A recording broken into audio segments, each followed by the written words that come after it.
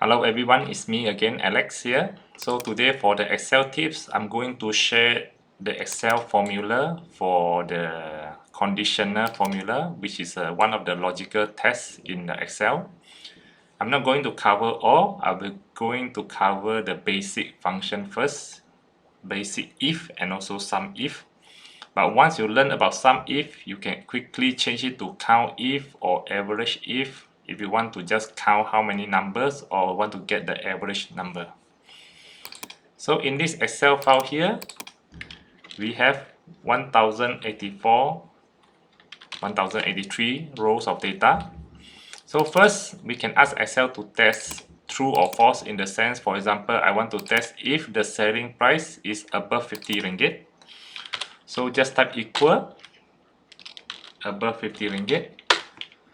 This formula, Excel will give you true or false. So for those selling price that above 50, it will say true. For those selling that below 50, it will tell you false. So this is a quick way to do analysis. Another one is, let's say we want to categorize it. Those above 50, we want to describe it as category A. Below 50, we want to describe it as category B. With that, we need to use the formula if. It can be small cap or capital letter. With an open bracket, we can call out the function argument. So what is our logical test? We want to test if the selling price is above 50. So there's our test. So what is the value we want Excel to put in if it's true? So if it's true, we want to Excel to put in category A. So we can link to here or we can type A. So if it's false, we want Excel to use category B. So remember, in Excel, it doesn't recognize the alphabet. So we have to put open and close inverted commas. But in the later version of Excel, it will automatically give you once they can detect that this is a description or it's a text. So if you didn't put in the open and close inverted commas, it's actually this formula is invalid as it cannot recognize it. So we must remember to put open and close inverted commas. Click OK, then quickly copy paste by showing to the bottom until it shows a plus sign and double click. So now you can quickly put it into category and from true and false. So once we understand how this if function, then we can use it to quickly calculate. Here we have a few divisions. We have US, Asia, Canada, Europe, and also South America. So let's say we want to have a quick summary based on this division.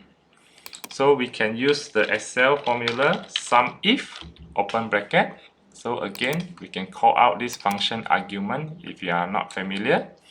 So what are we trying to do here is we want to test to check the division here. The criteria we want Excel to meet is US. So we are asking Excel go to this column, look for US, and then sum. Actual place to do calculation. So I want sales value. So sales value is here, column E.